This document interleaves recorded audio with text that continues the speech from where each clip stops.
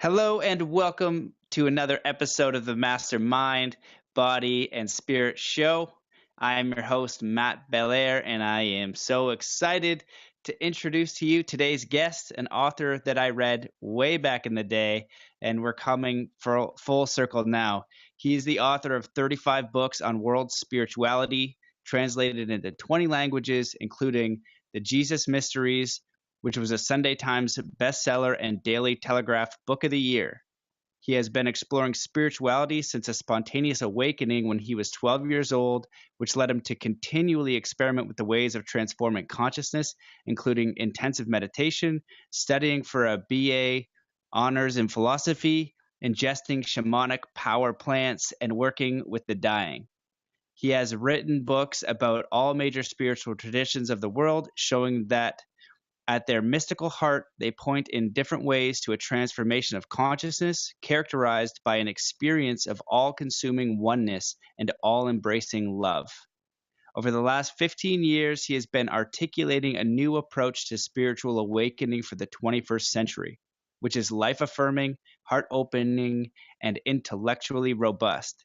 In his latest book, Soul Story, he presents a new philosophy of life, which suggests a radical shift in our understanding of both science and spirituality to create an inspiring vision of the nature of reality and the deep purpose of existence.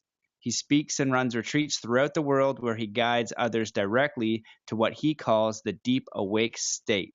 Welcome to the show, Tim Freke. What's up, brother? Very nice to be here, Matt. Very nice. Yeah, I meant to hold up your book while I was reading the intro there. It was a really beautiful read. I think it's your third book. I'm pretty sure I read Wisdom of Zen Masters, which is I highly recommend people pick that up. That's a timeless classic for me. All your writing I find is very succinct and to the point, which I really like. I don't really like it when people beat around the bush. And then the Soul Story, you wrote it in such an interesting way, again, kind of breaking the mold, throwing people off a little bit, maybe to psychologically allow concepts to go in. I think some of the words you invented yourself, like soul stream, soma stream, you do that. And I think for me reading this book, and you can tell me what the purpose, but it feels like you're really bringing in a large majority of people who might be on the analytical side and say, hey, look, we can bring in science and the analytical mind and bring you over to this deeper state that they're both relevant and they're both needed. And I feel like you wrote it in that way. So with that little rant, I guess I'll just leave the floor to you and tell people about, a little bit about who you are and your journey.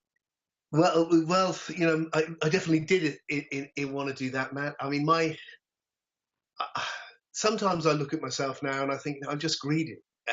Because I want it all. I love nothing better. When you were reading out the bio, that I have this chance to travel the world and I meet amazing people of all types. Really such a cross section, and we go to this deep place of oneness and love, and it's so palpable and such a powerful visceral experience. But I also love the mind. I love clear thinking. I get very frustrated with a lot of spirituality, modern spirituality especially, that doesn't seem to, not only is it not very thought through, it even thinks the mind is a problem. I constantly hear that the mind is a bad thing, which seems crazy to me because here we are using our minds to connect with each other, and it's the most beautiful thing. So I feel like I find myself as a human being on this incredibly mysterious journey with body, with this other experience of soul, which includes thinking and all of that, and the feeling aspect. And I want to use it all. But I want to see, how does it all fit together? And so then as a curious human being, I mean, with my latest book, Soul Story, it's how can I bring together this incredible understanding which science has given us about the nature of the material world, which is just mind-blowing. It's allowing us to have this conversation now in 2 different countries, for example. I mean, what an achievement that is. On the one hand, And yet, on the other hand, the things which have shaped my life has been this experience of a transformation of consciousness, working with dying, things which experiences of the fundamental goodness that's in nature. There seems to be a profound purpose. That there's magic.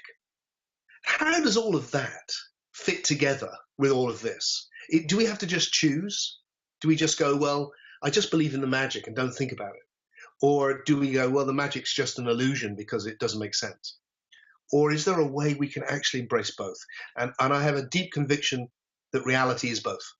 And because reality is both, there must be a way of understanding it as both. And if we could get that, it would make a huge difference. Well, first and foremost, it would help me as an individual understand my actual experience. And I'm guessing there's lots of people like me, that it would help them understand their actual experience, which is both. And also then culturally, it feels like there's a real split, especially in the UK, where we've kind of rejected religion, and now there's this new spirituality bubbling up, which is really good, but largely irrational, not very well thought through. And so it doesn't make an impact on mainstream intellectual culture, which has got into this very bleak, dark, it's not materialist anymore because that's gone, but it's objectivist. Only objects exist. And all of the things that spirituality is concerned with are illusions. Life has no purpose. It's here accidentally. You're here for a moment long enough to go, what the fuck? And then you're gone. And that's it. That's all you got. And although it gives us all of these baubles and wonders and marvelous things, the internet and everything, it also, the small print, you get a life which has no meaning. And that's left us with this also this collective crisis that we're living lives without meaning. And I have a deep desire to address that and to share a new way of seeing reality which can give it meaning, because I think it has meaning. Amazing. Yeah, man. I'm totally with you. I agree with those sentiments. I think that, I'm not sure how old you are, but I'm 33, and coming into this reality, going to church as a kid, I remember, one of the concepts being just absolutely terrified of God. That's what religion was. And I remember going to one of my best friend's houses and being like, hey man, you got to come to church with me because like I love you and I really don't want you to burn in hell for all eternity. It's like there's something wrong with that story. So I think, after we start to piece things together and we start to think about, okay, cool, there's concepts in religion that are great. There's lots of it that's amazing. But somewhere in there, the story got distorted. And if for me personally, I can say that if it doesn't come back to unconditional love, so just to address Christianity, and I'd love to hear about the Jesus book that you wrote.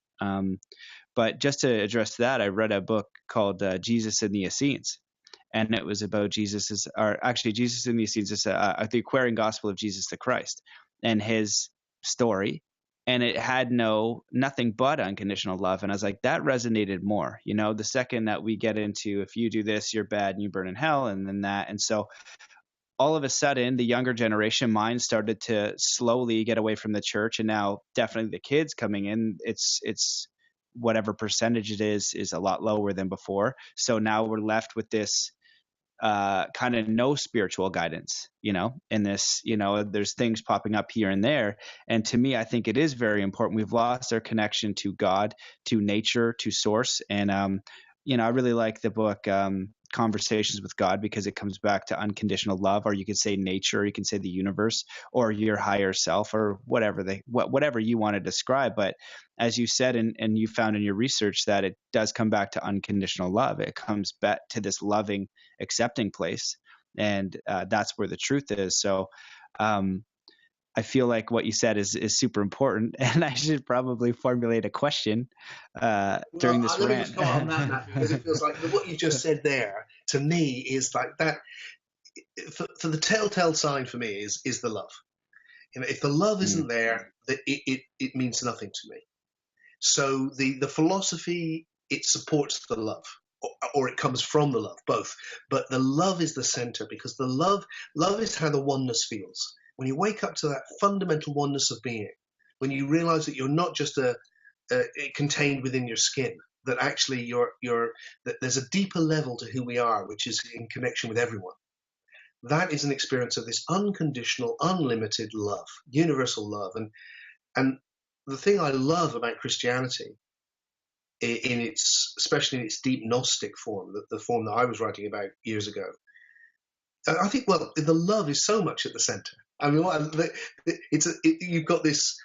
We've ended up with this whole thing about guilt and fear and all the rest of it, but right in the center, you've got this very confronting character of Joshua or Jesus, who's coming in to this religious culture, and you're going, hey guys, you know that religion in which you've got 101 different rules about everything, the way you got to hold your hair and your sexuality and don't eat shellfish and all of that. Actually, there's two commandments. I mean, that's a really audacious bit of scripting, that. And the second one is pretty much the same as the first. And what are they? Well, they'll love God, so love the one, and then love others as yourself, because when you wake up to the one, they are yourself. And so right at the center, you've got, and yet somehow it's made this journey from this profound message of love into all the grotesque things that happened over the centuries. So my feeling with all of this is that it's evolutionary, that we're in an evolutionary process, and therefore it needs to keep moving. So the problem with spirituality is not just that it can decay into this rigid, dogmatic, very dark religion often, which doesn't set people free anymore. In fact, they're told not to doubt. Well, it seems to me that the only thing that sets you free is doubt. If you're brought up in something and you never doubt it, it's never yours. You're just unconsciously in it. The minute you doubt it, you can either accept it or not. And if you accept it, it will be yours. And if you don't accept it, you'll move on to something else which is yours. So doubt seems like that's consciousness. It's the ability to question. And yet religion is like, oh, don't do that. Don't do that. So it stultifies. So somehow in the evolutionary process, we have to keep reinventing or refinding this deep spiritual current and expressing it in a new way for our times. So for the last, like you said in the bio, I mean, my initial period of writing a lot of books was about all the traditions in the past, especially Christianity at one point, because that was my kind of big breakthrough book, my bestseller. But really, for the last 20 years, it's been about forget the past. How can we approach this awakening, this spirituality, understanding the nature of existence now? Build on all of that. But there's something, we do something strange with spirituality or with religion, which we don't do with anything else, where we think if something's old, it must be better. Whereas actually, if something's old, it's usually just as old and needs improving. If I said to you, I'm going to do brain surgery on you, I'm guessing you probably wouldn't want 2,000-year-old brain surgery. You prefer like the latest thing. And it feels like with spirituality, it should be the same. The issue is it needs to integrate the wisdom of the past. So it's got the depth. So it's new, but with all the depth of the past. And that's in my books, Deep Awake and Soul Story, my two latest books. That's what I really want to contribute towards.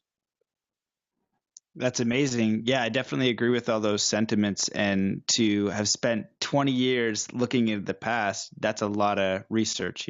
20 years building on what you've learned, integrating with where we are now as a society, with what you viewed going around the world. It's a very powerful place to be.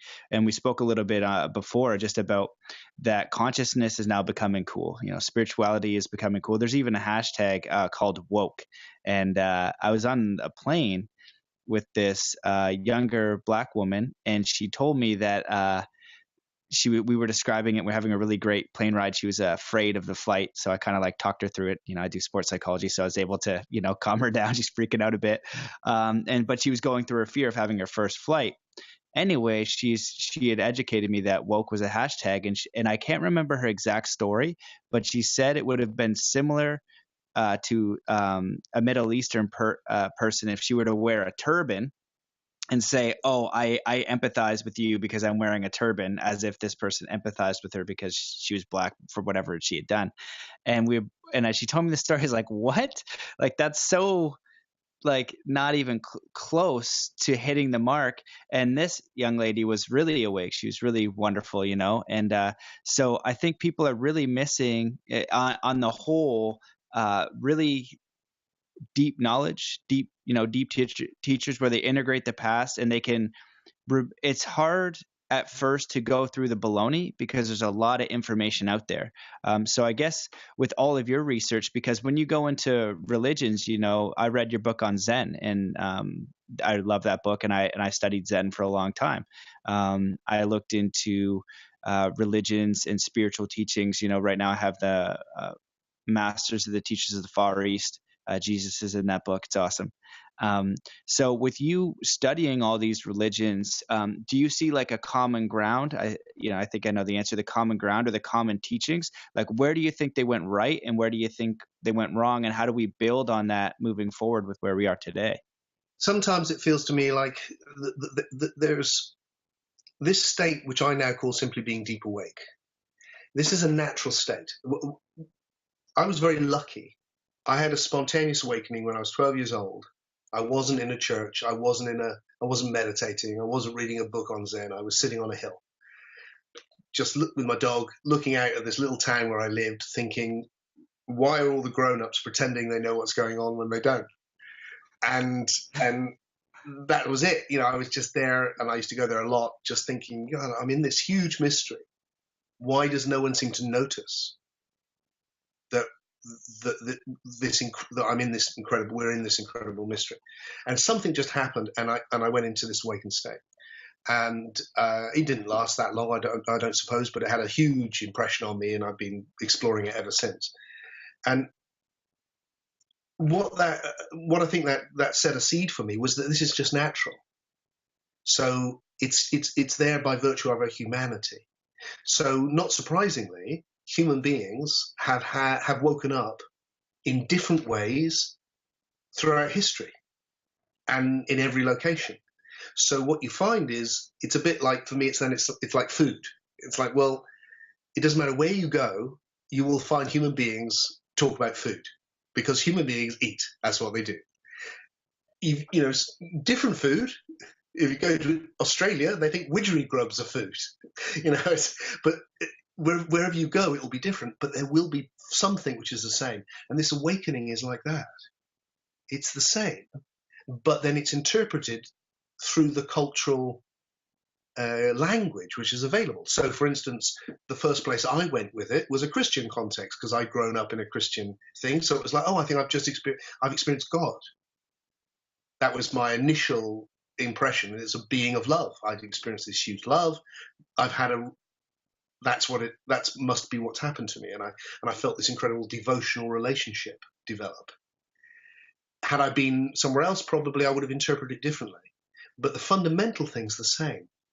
So what we can do now, we live in this really special time where literally, I can get the wisdom of the world in 30 seconds on this tiny little black thing I hold in my hands. So that's incredible. I mean, even in my own lifetime, to see that happen just blows me away. So we've got it all available. So that means we can do two things. One is we can, you can sit there and go, oh, look, I've been training with Shaolin monks and I'm into Zen. And when I went to Japan, I teach in Japan sometimes. And the lady who was my translator, super Japanese woman, I said to her at one point, so what's your interest in this? What's your spirituality? And she said, oh, I'm a druid. So that's where I live. I mean, I live in Glastonbury. This is druid country. So this woman who was Japanese was a druid, and I was written a book on Zen. And how crazy is that? And that's the world we live in now. But what that means we can do is that the first wave of that is, oh God, there's so much of it. But the second wave, I think, can be, okay, so rather than necessary, you can choose your own, what you're drawn to, which is great. And you can start to see what's the essential underlying message here. And we can draw that out, and then you can approach it in a Taoist way or a Sufi way, or what's your nature? Do you want a devotional path, or do you want a path of stillness, or one of action? That's all up for grabs. But the commonality, it seems to me, is just simply that if we wake up to this deeper level of our being, there's one of us. The all being is one being. So that whilst here on the surface, Tim is meeting Matt, if I sink back into my deepest being, there's this presence which is witnessing this and from which this is arising, and it's not separate from all being. So there's one and two of us at the same time. And then when we meet as one and two, it's love. That's what love is. Love is when we see that we're one behind the two. And that is true in the deep mystical traditions of every time and every country. So if we can bring out that now and share it and experience it, that's the key. So what I've done is two things, I think. My contribution, I hope, in my latest work has been, first of all, a practical way of how we can experience it directly for ourselves. So it's not just a nice sentiment, or it's not something which you think you may experience after 30 years of meditation or in 3 lifetimes time or 100,000 lifetimes time. It's something you can experience now. And having seen thousands of people now wake up for the first time often, I'm absolutely convinced that anyone can experience this very quickly. And so part of what I do with my retreats and with my Deep Awake book is I go, look, it just so happens, nothing special about me. This is what I've looked at, though, and I'm pretty certain I can help you experience this for yourself. And if you'd like to experience it with me, come and hang out, and we'll experience it together, and then you'll know. And then the second phase, which is the book that you showed, Soul Story, my latest book, has been, and when you get that, come back into life. And now, what is it? How can we understand this 13.8 billion years of evolution that has led to Tim and Matt having a conversation about the nature of life? And what is our role in that? And how can we, and what is the nature of death? And how can we understand the journey? So having woke up to the oneness, how can we engage with the individual journey more fully? How can we really live? And that seems to me the two most important things right now. Amazing, brother. I love all that. So what for you, for the listeners, what for you would be maybe some characteristics for somebody who's never had an experience of an awakening or the oneness? And then, what some characteristics are when you have an experience, like how your mind changes a little bit, because when you have that experience, it changes you. There's really no going back. Yeah. Okay. Well, for me, and I really want to, it is common. There is something the same, but because it's always experienced by an individual, there's also something individual about it. And I love that. There's a line in one of the old Gnostic teachers, Theodotus, who says everyone experiences the gnosis in a way unique to themselves. And I think that's always worth bearing in mind, because it's not like, well, this is the way it should be, so listen to Tim and then hopefully you'll get the same thing. I feel like, no, it's in you, each one of you, everyone. And my job, in so far as this is the area of life that I can contribute in, is to tickle your soul enough so it comes alive and you can actually go, oh yeah, I see. So to me, my own experience of it is that it encompasses everything, right down into the body, and it's not disembodied. It comes right down into the body. The love is visceral.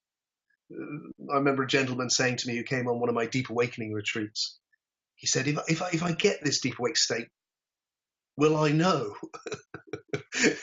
If I experience this, and my feeling was, oh yeah, you'll know. You won't possibly miss it. You can't, there is so much love. You can't, it is just, the air is thick with love. You can't, it's overwhelming love. This is not like, oh, I get it. This is like, oh, wow. Okay, wow. One of the names I give to the experience in my book, Deep Awake, is the wow, because I noticed that after the retreats, people would send me emails, and the most common word was wow, always in capital letters, usually with 2 or 3 exclamation marks. So I felt like, oh, that's the name people give it. automatically, which is just, whoa.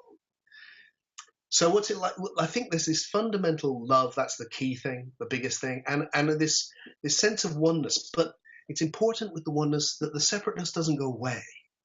When people hear oneness, they often think that somehow their individuality is going to end, but it doesn't. There's just both. There's both. Right now, there's this sense of I'm experiencing this unique person called Tim meeting this unique person called Matt, and behind the scenes, as it were, like the depths of the ocean on which we're waves, there's one of us. It's all one. It's all one being arising as these individual flavors. And that becomes really obvious, really, really obvious. One of the simple things I do with people, and I'm aware of it now because I'm looking at your face, is I get people to just look at each other and realize that when we look at each other, we're connecting through all the time with something deeper than what we're looking at. We're connecting soul to soul. We're connecting beyond the appearances. I'm not connecting with what I can see, literally, because obviously what I'm looking at is a monitor. But even if you were in the room, I would be connecting with something beyond your physical face, amazing as that is. I would be connecting with you looking back.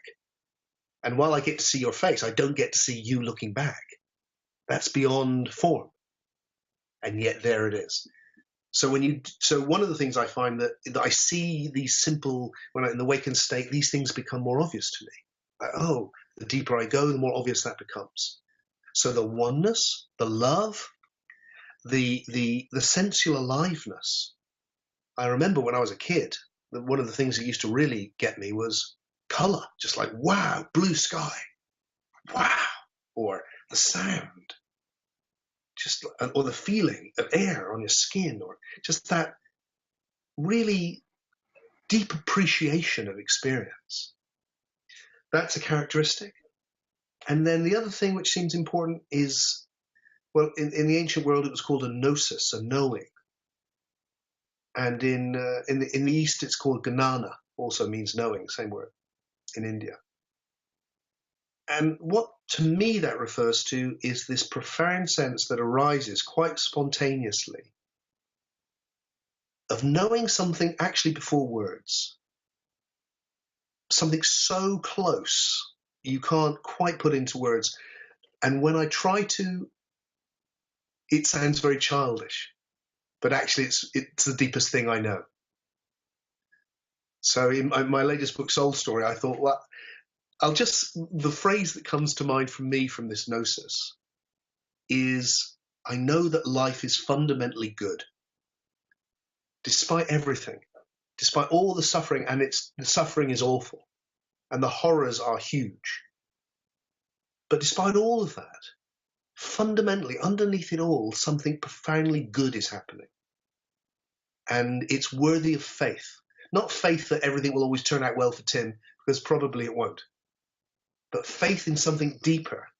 Faith that there's a goodness even when that happens. It's a faith in life itself, or a faith in love. So the phrase, Matt, which has come up for me when I think about the knowing that arises is, life is good, death is safe.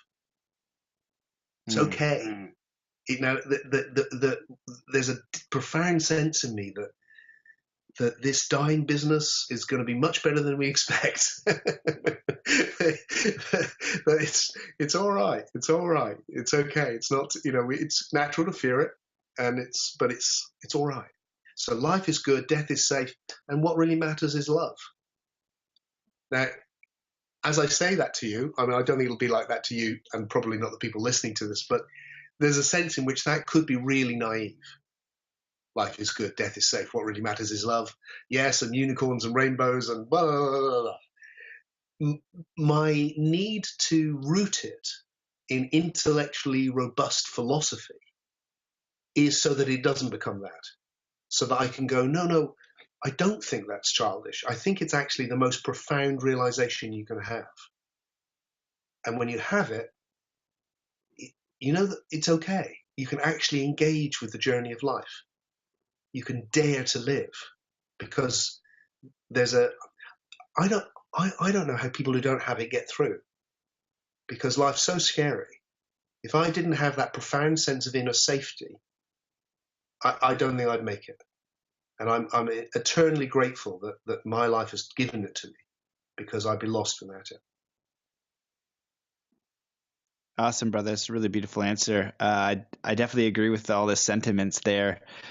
And as you're speaking, I have your book here and I read your bio. There's a lot of ways that I could direct this conversation. And I think that speaking to someone like you who has this deep level of knowledge, I guess the smartest thing that I can think of at this point would be, what are some of the ways someone listening to ignite their soul, to wake up, to have those experiences? Do you have rituals? Do you recommend reading books? I'm sure it goes beyond all that stuff, but what do you recommend for somebody who is like, okay, cool, like I could have a look at this and I want to have the experience? Because that's what gnosis is knowing. I've had conversations with people and they're like, yeah, man, you're saying that. And it's sometimes a crazy thing, but it's like maybe lots of times it's a crazy thing, if I'm being honest.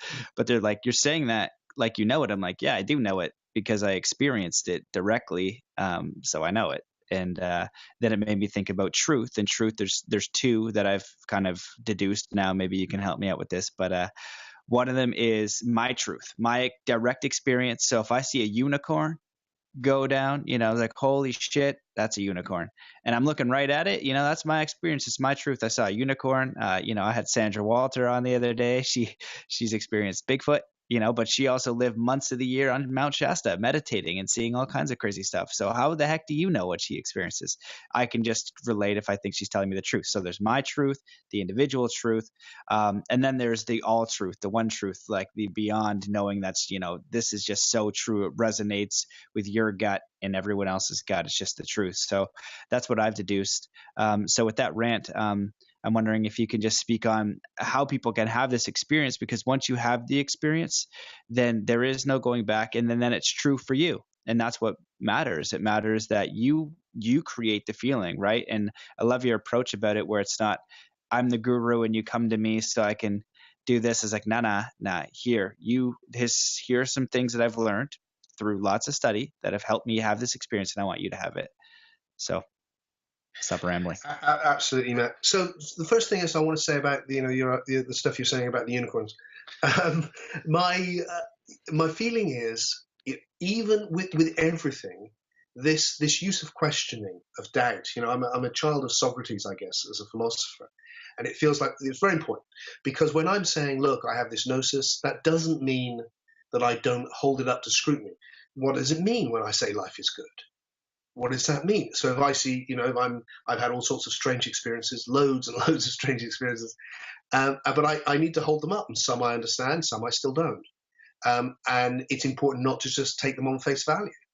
It's important also to know that one's deep intuitions, the things you think you know, as you get older, you're 30 something, I'm nearly 60, I'm 58.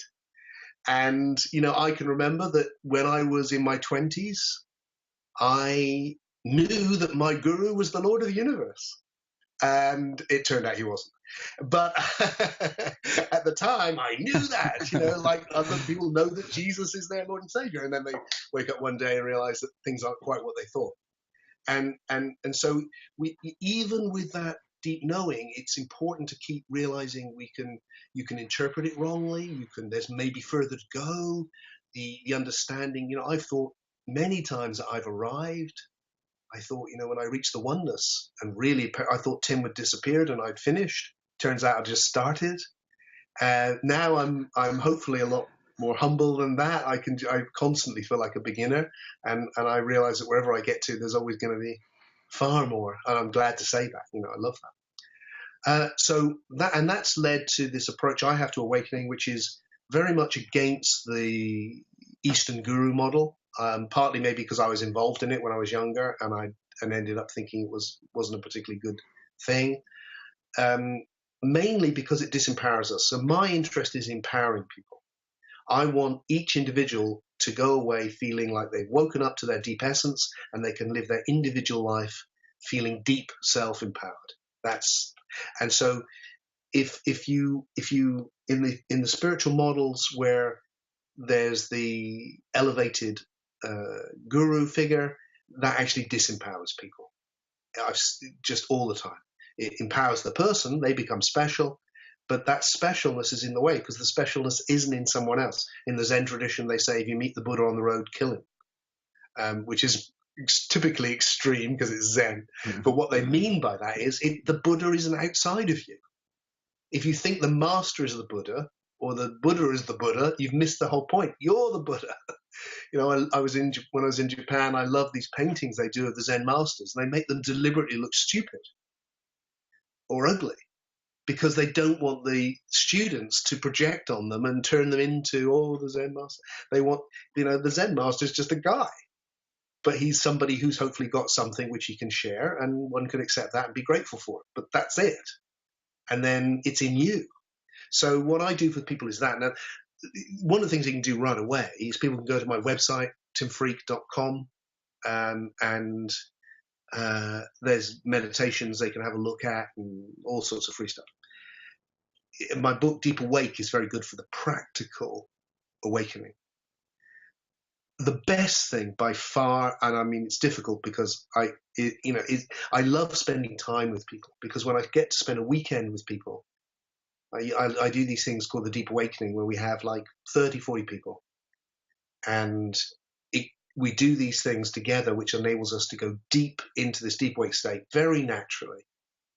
And part of the secret of it is I have this philosophy I call a both and philosophy, or a paralogical philosophy, whereby, unlike some approaches, I'm not saying there's something wrong. So it's not like you have an ego to get rid of. You have a separate self which is in the way. Oh, there's something, you've made a mistake. You're caught in an illusion. Get rid of something. For me, it's like, no, everything's fine. Just notice the thing you've missed. That's all. You're Matt. I'm Tim. There's good things about us. There's not such good things about us. If we hung out, we would enjoy the good things, and then eventually we'd find the irritating things, and we'd be pissed off with each other. And hopefully we get through that, and it would be okay. And that's what we're like. And then there's this deeper thing, which is absolutely beautiful, and it's there already, and we don't have to change. If we want to be better people, we have to change. But if we want to wake up to our essence, we don't have to change. We just have to see what we're not seeing. So I do that, and it's very, very powerful, and I do that, and I'm coming to the States hopefully in October to do it, and I do it in England, in this amazing place where I live in Glastonbury, and I travel around and do it as much as I can.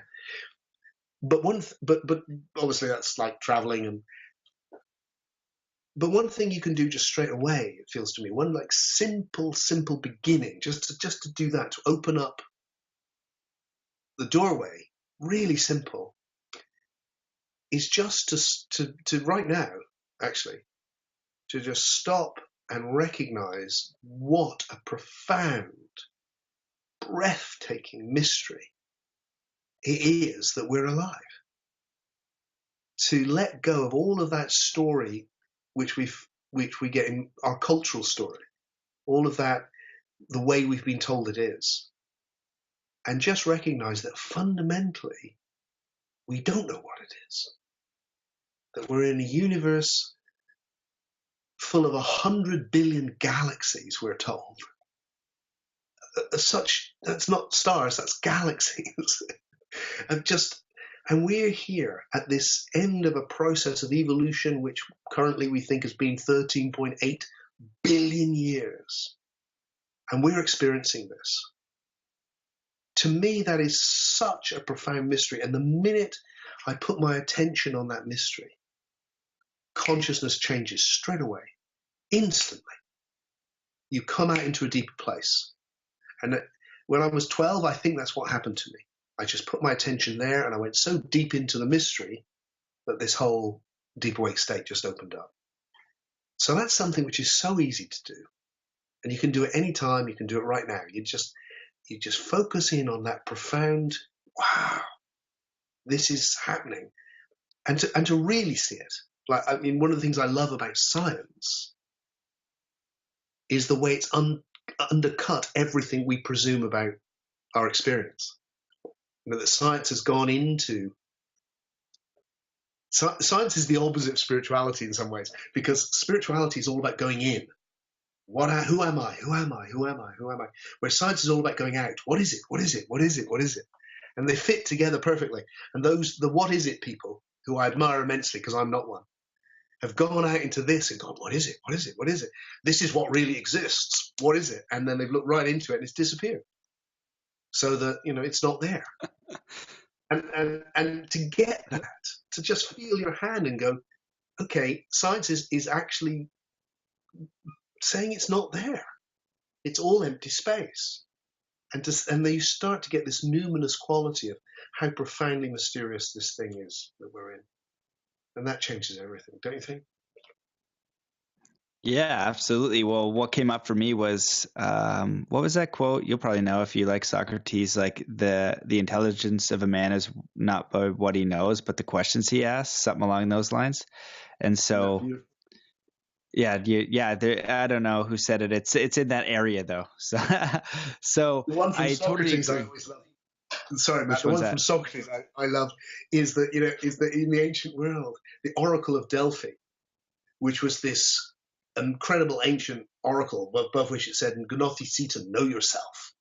And people will go to this, often believed to be probably an old woman who lived with a snake at the bottom of a pit, who was probably smoking marijuana. And people, and all of the great wise, all the leaders of the day would go to all of the great politicians. They'd all go and ask her advice. I think they should reinstitute this. I think we'd have a better world if all the great leaders of the world had to go and listen to an old lady smoking pot and let her tell them what to do. I think it would be much better. But they used to do this. It sounds fun. But she was asked at one point, who is the wisest person alive? And the prophetess said, Socrates, because he knows nothing. And I think that is a very profound thing to carry down the ages. That there's a great knowing that underneath it all, you know nothing, is a state of complete openness and humility, from which you can then find what you do know, but with still keeping the mystery. Yeah, 100%. That's come up on the podcast a few times. Actually, a few of the things you've said on this show have come up. The eye gazing, I think, twice in a row came. So this might even be the third time. Isn't that amazing? That's amazing. When I started doing this eye gazing, started by accident 20 years ago. No one was doing it. And now, and when I used to do it with people, and I do it with masses of people, I'll do a whole, like you'll gaze with 40 people, one after the other. I use music, I create a beautiful environment, real magic, enchanted environment. And you'll get like 2 minutes with one person, and then 3 minutes with another one, and then 2 minutes, and it just does. When I used to tell people about this, people were like, oh my God, I can't do that, I can't do it. Now, it's taking off everywhere. It feels like it's such a collective phenomenon that something which was nowhere is suddenly everywhere. Amazing to see. Really exciting. Mm-hmm. Mm-hmm. We're going to have to get you your own dome at one of the festivals we go to. We go and activate festivals at Burning Man and Symbiosis. So we need the Tim Freke's dome where you come in. Symbiosis. I'm going to Symbiosis. Going? Yeah. Are you kidding? No. Oh my God. I got to get that. What? Oh man. I'm making the effort to get there right now. So at Symbiosis this year. Yes. So I'm going to Symbiosis to speak. And I said to them, I don't know if they're going to do it, but I said to them exactly what you just said. I said, look, let me do this collective eye gazing. It will blow people's minds. They will love it. Beautiful music, nice enchanted environment, meeting people one after the other because what happens is you're just looking, and at first you can feel a bit like, well, this is a bit strange. I'm sitting with a stranger, or guys looking in each other's eyes, or with a young girl, or different. I mean, I have people from 13 to 80, all types, and I get people to hold hands, and they're in this deep place, and it feels a bit weird, and then suddenly it doesn't feel weird, and something just goes, and you're in this deep space together, and there's such beauty in everyone. And what I love is that as people go around, it's like you can see them just going, everyone is so beautiful. And then at a certain point, it's always, they realize that's what other people are seeing in them. They're looking in them and they're seeing that beauty. And that's what we need to know, that beauty is in us. And the love becomes so natural.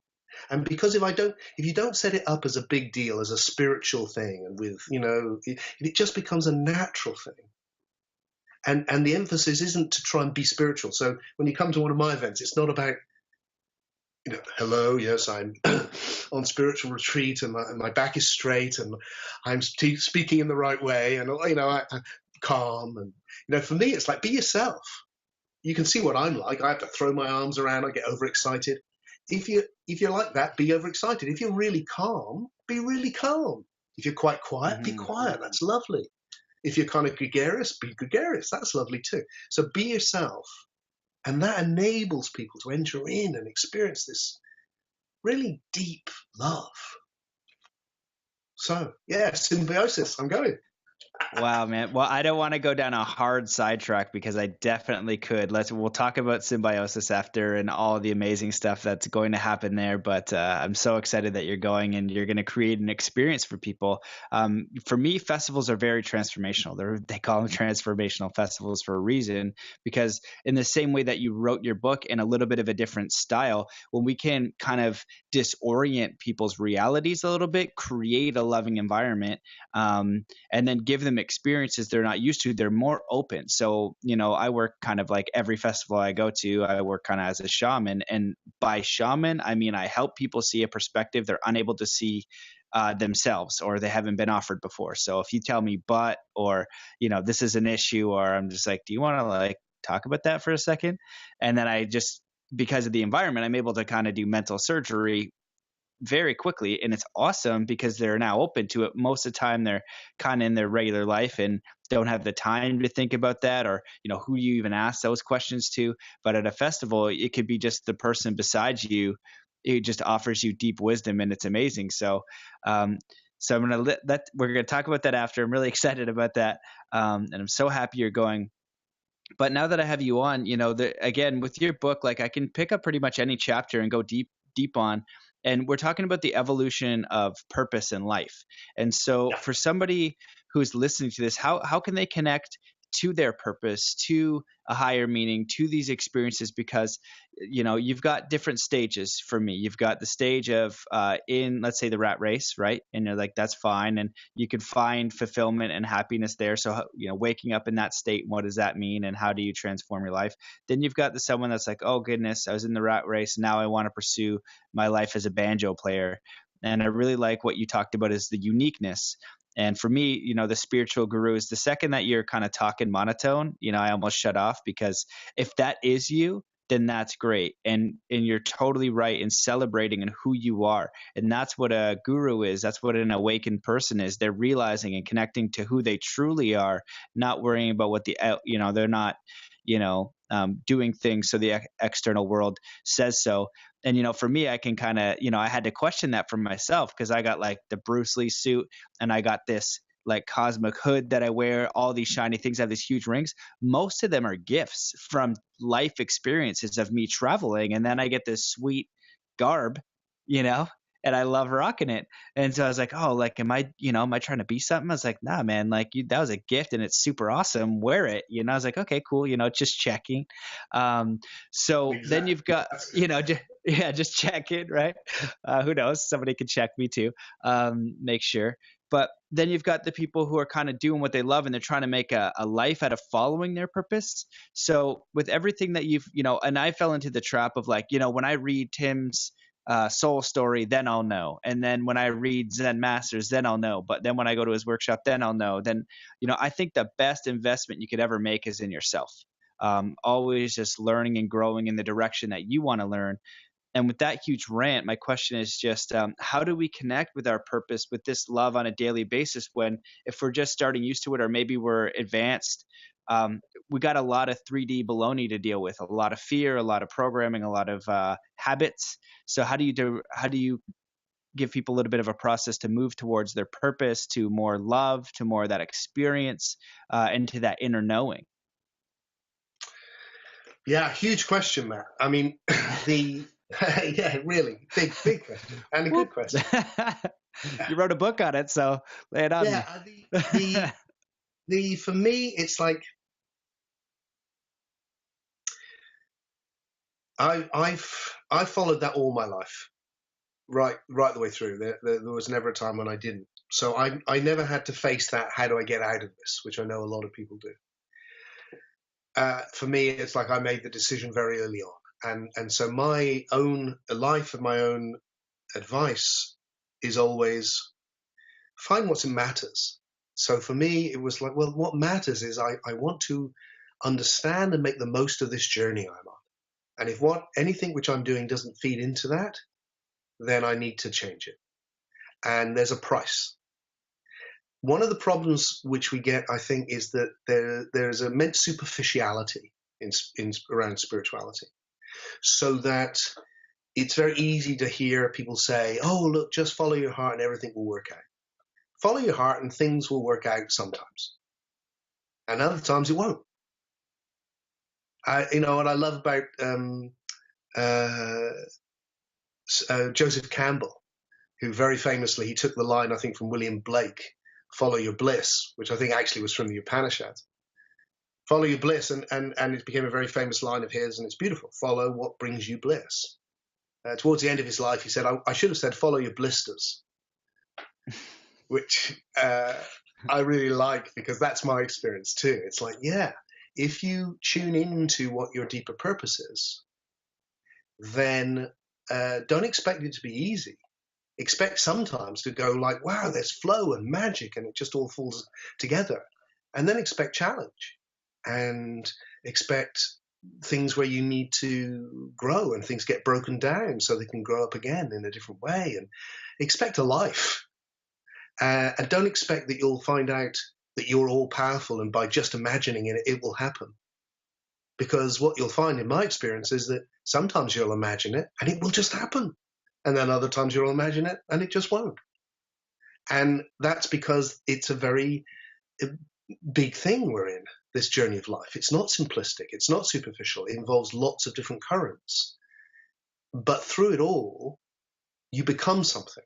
So my book, Soul Story, it's a book of philosophy, really. It's not really about how you find your purpose, but it's about the deep understanding of purpose. And my original title for the book actually was Soul Formation, because I think what we're really doing by living a life is forming who we are. One of the ideas which is central to my philosophy is about time. And we haven't done much philosophy, so maybe I'll just throw in for everyone who's listening a little big philosophical idea, actually, just so you've got one to play with, because this is the things I really like to mess with in my melon. When I look at the nature of time, people say that in spiritual circles a lot. They say time's an illusion. I've probably said it myself. You might probably find it in my books, but now I've meditated on it for the last 15 years. I don't know what that means, because what I see is time. When I look right now, I see this flow of experience, which is time, this constant change. So it feels like reality is time. That's what it is. It's change. And what I have come to by meditating on it is we say that time passes, but I don't think it's a very good analogy. In fact, we're so embroiled, most of us don't even notice that it is an analogy.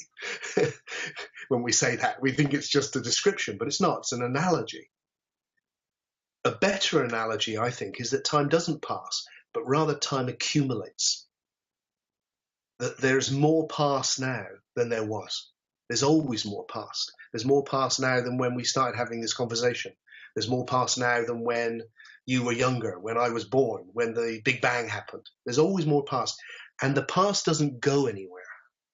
And this is a big thought for me, that the past is implicit in the present. So the implicit in this moment is everything that's ever happened before. And if it wasn't, it wouldn't be this moment. So that in this moment right now is you inviting me to have this conversation, me getting ill and having to just delay it, us learning how to speak, the development of the human organism, the development of our galaxy, everything, every damn thing that's ever happened is implicit in this moment. And if it wasn't, history would be impossible, justice would be impossible, everything we understand would be impossible. So that this moment now is the meeting of the past and the possible. Everything that has been meeting everything that could be. And because that meeting means that every new moment contains everything that has been, and it's always new. It's a new possibility. It's realizing a new possibility. So one of the little things I love about that is the sense it gives me that what's happening in this conversation is that everything Matt has ever been is meeting everything that Tim has ever been. And if, like me, you think it goes back before birth, that goes back a long, long way. That huge body of experience is meeting itself in these two different forms. So what I get from that is that the process of time is the accumulation of the past. So the accumulation of Tim's life, through that process, I am forming who I am. That's the purpose. I'm creating who I am. In every second, because everything I am now, this whole conversation, this will be part of me forever. And everyone that's listening to it, be part of them forever. So that I'm co-creating myself. That's my purpose. And I can't not fulfill it. I can't not form my soul. It's inevitable that in each moment I will form it. In each moment I'm a little bit richer than I was before. The question becomes, do I want to do it unconsciously and repetitively?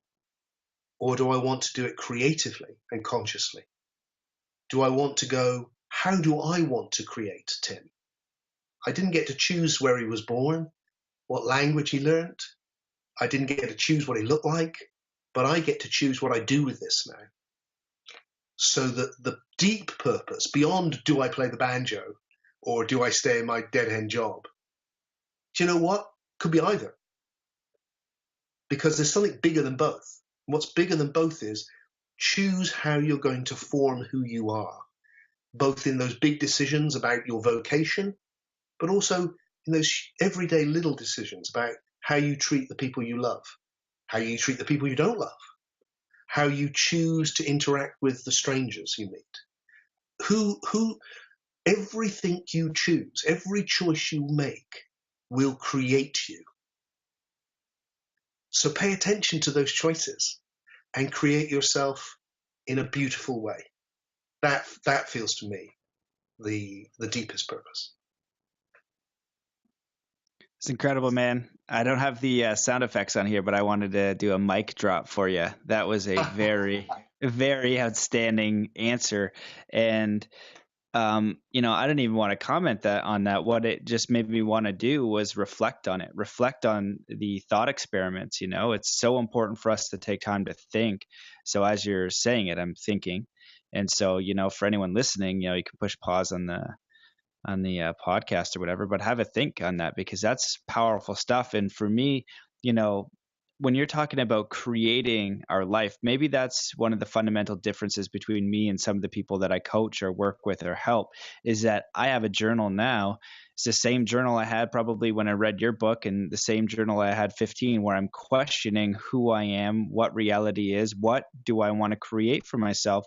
And I did create that. I created it in snowboarding and Whistler, traveling the world, training and learning from people that I wanted to learn from, that I valued. Now with the podcast and, putting energy towards that, I'm consistently looking at what I want to create, what fulfills me, and then writing it out and then doing the best I can. And I loved the realness of follow your bliss. And it's like, it might work out. It might end horribly. You know what I mean? But just give it a shot.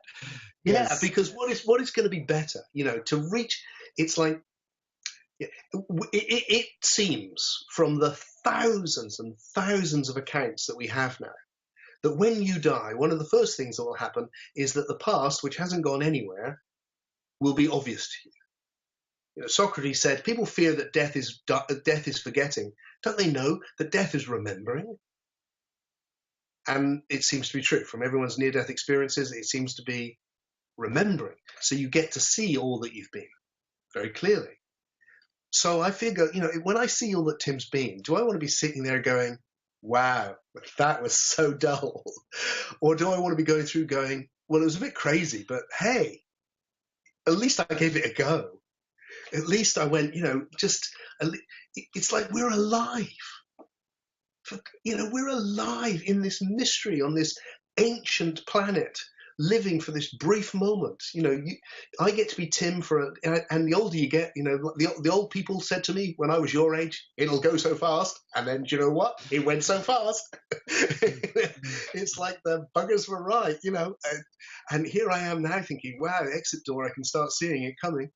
And it's such a precious thing. So to dare to live. There's a lovely little thing that happened to me years ago. I like to tell it to people, and it might be fun for the people listening to this, just because it kind of sticks in your mind, and it's a lovely little story. Where I was with this old lady, and I don't know how we got into a conversation. She was a stranger, but we ended up having this amazing conversation. She was very sprightly and full of life. And we had this lovely conversation. At the end of it, I just said, well, it's been a real pleasure to talk to you. Take care. And she looked at me with a twinkle and she went, no, take a risk. And it's that's how it feels to me. It feels like, no, take a risk. Actually take the risk to be yourself. Because I figure it'll be much better at the end to go, I took a risk and it didn't work out, than I wonder what would have happened if I didn't. And when it doesn't work out, something else works out instead. I set out on this journey when I was your age. By that age, I was still working as a musician. I wanted to be a musician. I'd made loads of music. I had recording studios, did all sorts. Almost worked, didn't quite work, almost worked, did these huge rave shows, worked with Terence McKenna, Ram Dass. It was like, whoa, really exciting. And then yes, and then no, then yes, then no. And then eventually all collapsed, completely collapsed. And within a very short period, I was a writer. And the whole writing thing just went, yes. And it was like, and here I am now. And it feels like, oh yeah, that was my vocation. And I just needed to keep following the path. So it feels like it wasn't like I just all worked out for me. It didn't. The opposite happened. It didn't work out at all. But from that not working out, something magical happened.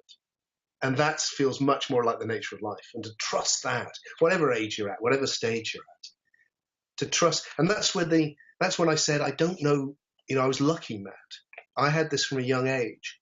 If you haven't got if you don't know that it's all fundamentally okay, then it really, I think, can be very scary, which is why to wake up to that, it's okay, can really help you then to engage with your life. So for me, the journey is, hey, let's get together. Let's wake up to this profound safety. Let's feel the love. Let's know what really matters, and then take a risk.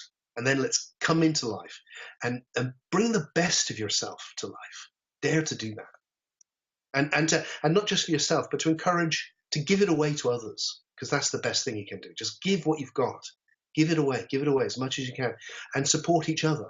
So encourage each other, so that you're not just doing it for you, you're actually helping everyone else do it for themselves as well.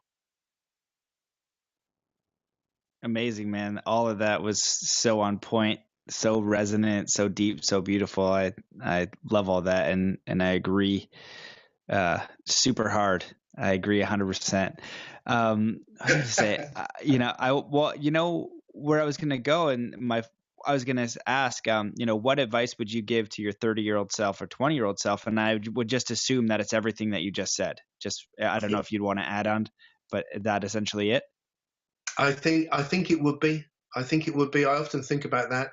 I often think about what it'd be like to go back and catch myself as a young teenager and see all the crazy things that I did. And I think it's that the ability to keep finding it. And it's still the same for me now at 58. And because what happens, I don't know if you found this in your 30 years, is that as you move through, the quality changes, so that the things I'm facing now are different things, which means that the things that almost like as soon as you've learned to walk, who's interested in that? Move on. Now, can you do this? And it's like, and it's like that with everything. Oh, you've managed to be a teenager, right? Forget that. Now move on. Now, can you be a young person? Now you've done a young person. Now can you have a family? You had a family. Now can you move? Can you be an old person? Can you be an ill person? It's like, whoa, these get harder. and it's but the ability to keep seeing that in the middle of it all, something truly wonderful is happening. You are forming yourself, and that you can, and that nothing is wasted. Not one moment is wasted, because the past can't ever disappear. It's always there. You just have to keep, but don't get caught in it either, because it's always there. You can just keep repeating it. But it's not just the past; it's also the past and the possible. So you need to keep seeing more and more of the possible. And what you've done with your life, I think, Matt, from your description of it, is that you've been someone lucky enough like me to see the possible. And if you see the possible, you can keep reinventing it. It always keeps changing because you can see new possibilities. That's what creativity is. And if you can see that about yourself, then you can find ways. You see things which other people miss because they just see the past. They don't see the possible. So one of the great gifts for those that see the possible is show it to other people. Show other people the possible. And collectively, let's do that, because if we want this planet to survive, we need to do that big time. We need to show each other what is possible so that we can create a much more sustainable and beautiful society than the one we've got right now. Yeah, 100%, man. That's very, again, beautiful and directly on point. So, okay, so where I wanted to go with that is you talk about, and I think it's very important. I don't know if do you talk about free will and soul story, but I know you talk about choice. Yeah. And I think that kind of leads to it because, when you wake up, there's that, the Zen 10 bulls where they go through, and then it used to be only eight, but then another guy came in, and so the end of the bulls was awakening in the circle, and it was all magic. And then another Zen master came in and added 2 poems to this famous story, and you can look it up. It's very awesome. And he just basically talks about once you wake up, you got to go back to the market. You got to be alive. You got to integrate into society. And I think that that's what you've touched on a few times is like, okay, great. Now I see the possibility, but guess what? I'm still human. I'm still here. I'm still in this. And so now we're bridging both worlds, and that's where that balance comes in, really, really having a balanced, harmonious life. So do you want to speak a little bit about, I really love what you talk about on choice, free will, and even good and evil, if you want to get into that as well, because I thought that was good too. Oh, so much. I mean, I think, for me, I ended up, the 10 Bulls journey works because it's a human journey, and I ended up making the same journey. I didn't intend to, it just turned out that way. And so that when I had my deep awakenings to oneness, that's when I thought, oh, this is it, the empty circle. And then what do you know? It's like, oh, no, that's just starting off. And for me, it was very much coming back into the world because then I became a parent and had kids. And then it was like, whoa, right, I didn't expect this. I thought I was going to be a monk. And now I'm having kids. And it was fantastic, just amazing. I loved it, and very challenging and wonderful as well. So, yeah, for me, when I started teaching, I really felt like my job was to wake people up to oneness. Now I'm much more ambitious. Now it feels like, no, we'll definitely do that. That's going to be easy. The big thing is to engage with the separateness, to come back into the world, to make the journey of individuating ourselves, becoming more conscious, bringing something to each other, bringing the love back in, so that love isn't just a nice thing you experience one day. Love is a way of life. Love is what's motivating you. Love is taking it into the hard places. Love is a big, strong thing, not a kind of pinky, soft thing. So I really relate to that 10 bull thing. And it does feel at the end it's about both and. And one of the things which happens, I think, when you hit the oneness is that you sense the disappearance of choice, because it's all one. And there's in its extreme form, in people in non-duality talk about a lot, there is the kind of dissolving of choice, because everything is happening of itself and there's no separate Tim and everything's one thing. But that's not the end of the journey. What arises from that is the you see that that's being experienced through this individual, and that the miracle of existence is it's both all one and it's many at the same time. It's individual and it's universal. And that the individual, the oneness experiences itself through the individual. The way to experience the one is to become a someone. And the more someone you become, the more conscious you are. And one of the things that really strikes me about everyone who will be tuning into this conversation, I suspect they are all more of an individual in the sense that they have distanced themselves from their culture. They've woken up, like you described, in something, and then they've doubted it, and they've stepped outside of it. If they weren't, then they wouldn't be listening to a bald-headed Englishman called Freke and a man with a very big, strange-looking ring and a great big beard called Matt. It just wouldn't happen. So the mere fact that they've broken out from that is because they are more, and it can be quite lonely, actually, because you're suddenly outside on the edge. So the more individual you become, the more conscious you become. People who are waking up to oneness aren't bland. It's not joining the Borg. It's the opposite. You become more individual. And the more individual you become, the more conscious you are, the more you can wake up to the oneness. So it feels to me like that last part of the journey is really key. And one of the things you realize then is how much choice you have. Because we think we've got a tiny bit of choice. We've got loads of choice. Because the degree to which we are conscious of our deep nature, the degree we're conscious of the possible, the unformed, that's the degree of our choice. So if you don't see very much of that, you think you've got very little choice but to repeat the past. Once you see how vast the potentiality is, that's when you start seeing new creative possibilities for how you respond to a situation. So, and that goes right from very simple things like someone says something to piss you off. What do you do back? Well, if you're just running on automatic, you get pissed off. If you see another possibility, you can go, I could get pissed off, or I could, like the Zen masters, I could put my shoe on my head, or I could do something nice, or I could walk away. There's a million possibilities, actually, and I can choose which one I want to go to. And for me, one of the things which I talk about in the book, and this is too big to get into in detail, but people are interested in some deep philosophy, accessible deep philosophy, check it out, is it feels to me there is a creativity in the universe which led to the Big Bang in the first place. It's led to the whole process of evolution through which there's been novelty all the time. There was once no galaxies, and then there were. There was once no life, and then there were single-celled organisms. There was once no sensation, and then there were eyes. There was once no thought, and then there was mind and soul and psyche. All of these things have come into existence, and so the universe is creative. And it feels to me that creativity hasn't gone anywhere. It's here now. It wasn't just at the Big Bang. It's there all the way through. And what we experience as choice is that creativity through us. So the creativity which gave birth to everything is giving birth to this sentence right now, which I'm choosing to say. And that is how important choice is.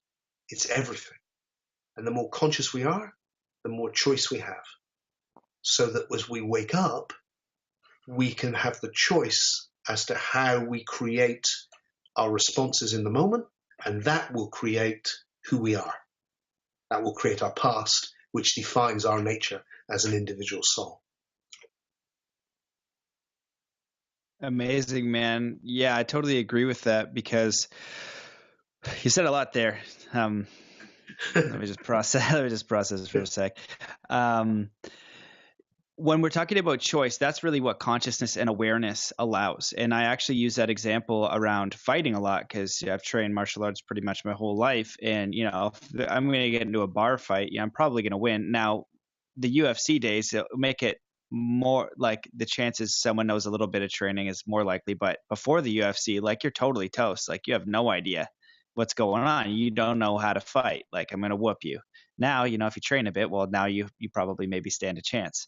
But that's a moot point because the point is, do I have the option to say, oh, you're a bearded bald guy with a stupid ring and your face is dumb. then I can go defend myself and go beat them up and I'll do that fun stuff. But really that choice isn't allowing me any freedom because I'm locked into this ego identity of I got to defend myself. It's very low level. But with awareness and with perspective, I can be like, oh, okay. Like I could just go over there and fight you and lose or win or whatever the case is, or I could walk away. But then it ultimately gets to this state of being when you can create more awareness and say, hey, how can I help you? How can I serve my fellow man? How can I just nullify this and apologize or whatever the case is? That's like real, that's being a real human being.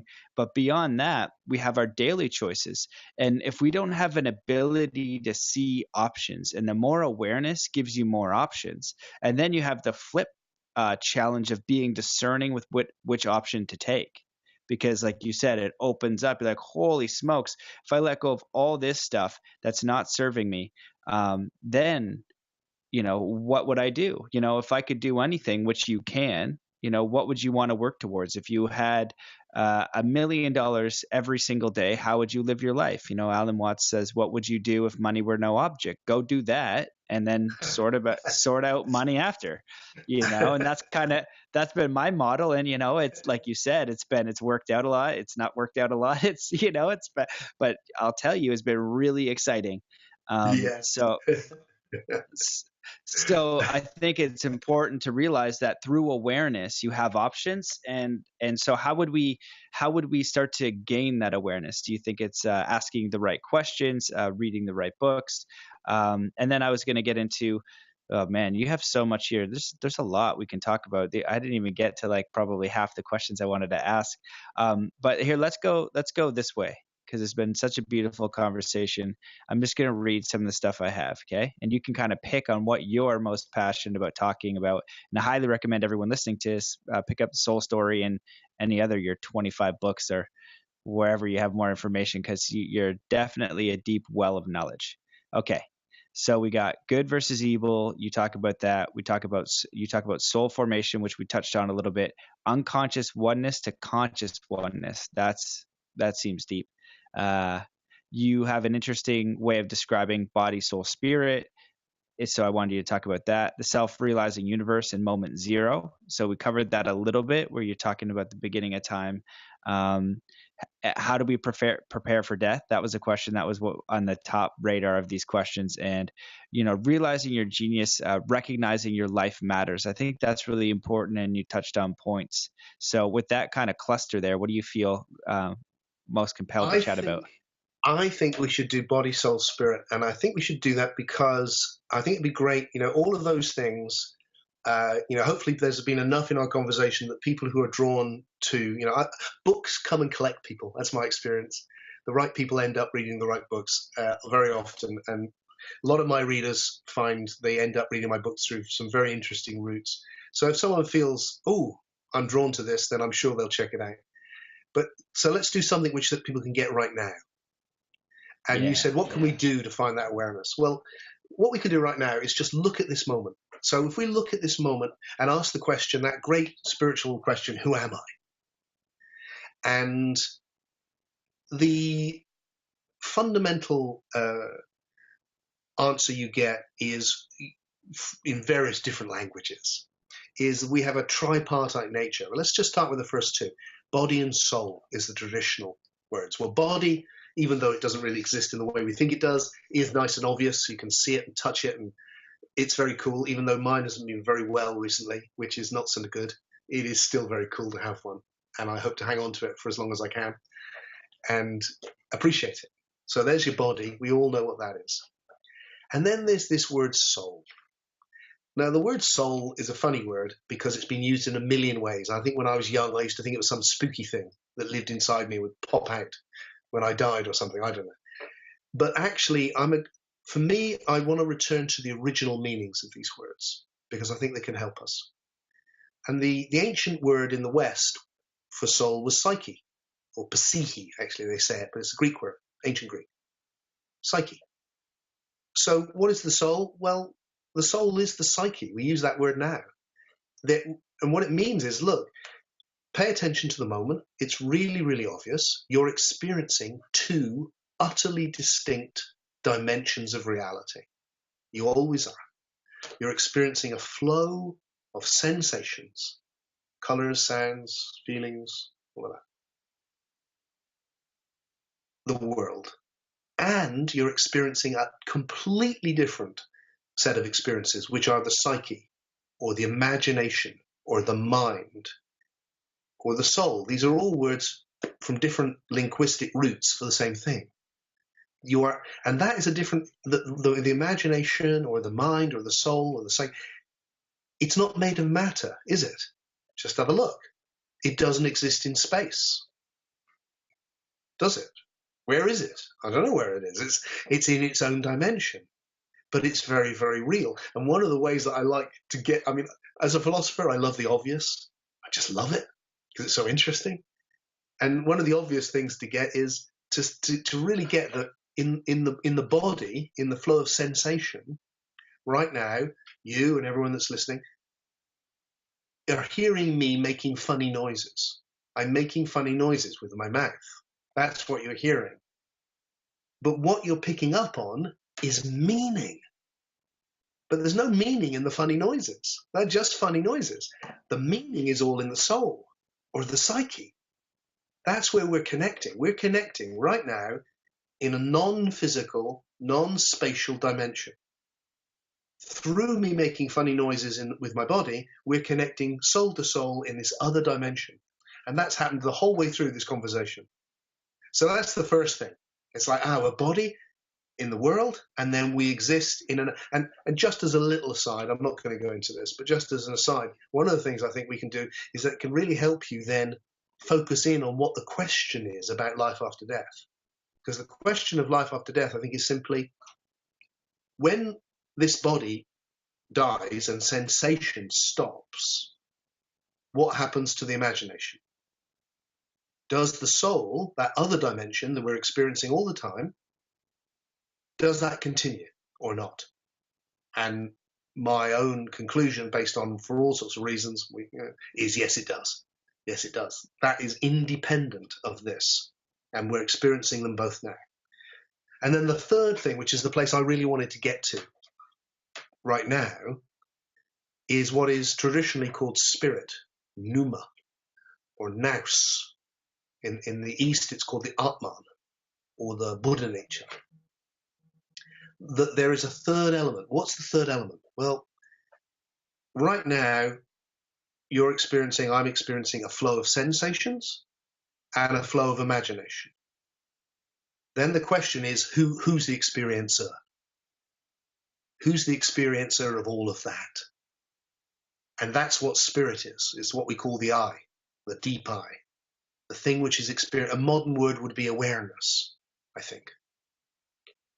Awareness is aware of looking, but awareness doesn't have a color. So you can't see awareness. It doesn't have a color, it doesn't have a shape. You can't hear it, doesn't make any noise. It's not a thought. It's before every experience. So what you really are, your deepest essence, is before experience, not in experience. And that's a big shift. You can experiment with that. People listening want to play with that right now. That what you really are is not in experience. Hey, listen, I've written 35 books. I've done I will tell you now in 30 seconds what is, I think, probably the deepest or one of the deepest teachings in every single mystical tradition in the world. And it's simply this. What you really are, your spirit, your essence, has no form. Which sounds crazy. But if you look, you'll see it's true. Your body has a form. Your mind is full of forms. The soul is full of forms. But the experiencer is looking, but you can't see it. It's listening, but you can't hear it. It's thinking, but it's not a thought. It's before all of that, and it has no form. So formless awareness right now is experiencing a flow of forms. A bit like a dreamer is experiencing a dream. But the dreamer's not in the dream. The dream is in the dreamer. The experiences are in awareness. And why that really is so important is because if you pay attention, if you take that magic thing called the attention and you throw it back on your own deepest being, there's this formless presence. And because it's formless, it has no boundaries. So my being is formless, your being is formless, the being of everything is formless. It's one being because there's no divisions between it. In experience, everything's divided. That's how we can experience it. If it wasn't divided, we couldn't experience it. But in being, nothing's divided. Everything's formless. And so how can we find choice? How can we make the journey? Well, to make the journey of being a body in the world, a separate individual, the key is to wake up to the place where you're not a separate individual. Find that place of formless oneness, and you discover love, passion, choice, everything you need to really make the journey. While you're just stuck in the journey, you don't see all of that, and it can be really quite hard. But the more you wake up, and it's not like once and forever. It's not like you've done it. It's like it will be once and forever, but then you'll forget, and then it's once and forever again. It's like, and it'll go deeper, and there's more. It's a bit like you learn, like everything in life. The more you learn, the better you get, and the more you find it, the more obvious it is, and then you can bring all of that knowing into creating the life you're living. And that's why it feels like these simple waking up can make such a difference to how we live our lives. Amazing, brother. Another beautiful spiritual hammer just being dropped. I definitely resonate with everything that you said again there, man. My friend, this has been a beautiful hour and a half. I know that I thank you for coming. I know that you're a little bit under the weather the last couple weeks here before this. So to have the energy to come on to share your wisdom and all the work that you've done, 35 years of research, pursuing what was in your heart, to share that with others, for them to honor their own uniqueness, to do that all exploring, and then just share what you brought out, and to relate it in a way that people can find it now. Teachers, you look at native cultures, they have storytellers, they have wisdom keepers, because they're passing down the knowledge. If you stop passing it down, then the knowledge just dies. So you're definitely a wisdom keeper in spirituality and philosophy. So thank you for all your work and coming on today. It's been a real pleasure. It's been great. I mean, I love seeing what's happening in the future. When I meet people who are like I was, I have the same thing. I go and see someone like Ram Dass, in Maui. I went to see and had dinner with Maui, and I would be, meeting up with Ram Dass when I was in my late 20s, and he's now a really old guy, and he's just on his way out. I'm somewhere in the middle. I'm about the age he was then when I first met him, and you can just see it going through. And what's so encouraging is to see what is this new wave, which is coming up next, of which of your generation and what you're doing with it. And I'm really excited by it, and I think there's good things happening. Good things are coming, and I just want to share as much as I want to give as much as I can to your generation while I can, and so that's a value, just like people like Ram Dass and Alan Watts did for me. And then you'll do it for the next lot, and then off we go, and that's the way it gets better. So please invite everyone to come and check out my website. I know you're in the States or in North America. I'm in England, but I do lots of things in England. But I do come to North America. I'm coming, like I said, to Symbiosis. I'm going to come again, do some events in California, I hope. And it'd be lovely to connect with anyone, and people can reach me. I'm not distant. The website, I'm setting up a forum, hopefully very, very soon, where people can ask questions. We can relate. We can get online and ask questions. I just want to share this stuff as much as I possibly can. Awesome, brother. Yeah, I appreciate that. Well, I wanted to ask before thanking you, was there anything that you wish that I had asked, or that you wanted to touch on? Anything you wanted to leave the listeners with before we send them off for the day with lots of love, good vibes? Well, like you said, there's just so much. There's just so much, and that's what's so exciting. There just is. It's like we touched on a few little, things, and I love that. I love the richness. And for those that want to, I do think Soul Story, my latest book, is my most important of all those 35, just because it brings so much new stuff in. And each chapter we could have spoken for an hour about. But in the middle of all of that, you need to also maintain this profound simplicity. So I feel like the place to end is the place we touched on, which is that underneath all of the complexity and all of the challenges, life is good. Death is safe. And undoubtedly, what really, really, really matters is love. And if we can share that, then our lives will be richer, and so will everyone that we touch. So I feel like let's bring out the best in ourselves and the best in each other. And if we can do that, we'll have a better world to pass on to our children, and then hopefully to their children. 100%, man. 100%. Yeah, I agree with that. And it's so simple. What we know that we could do as individuals and as a society, what is possible is not that far away. It just takes a little bit of action, and it does take taking these deep concepts but making them simple. It's spirituality to me is just like, don't be an asshole. If you just don't just do your best, that's about it. So but yeah, man, you're really amazing. I'll have to get you back on the show. But I definitely think that everyone should check out your book. I have read it. It is awesome. I'm going to do a little review on it for you. And then I'll probably review the book that I read when I was probably 18, The Wisdom of Zen Masters. So I'll throw that one in there. But thank you very much for your time and all the work you've done and your commitment to sharing knowledge that is meaningful to you and can help people. So thank you for that. And thank you everybody for listening. Peace, brother.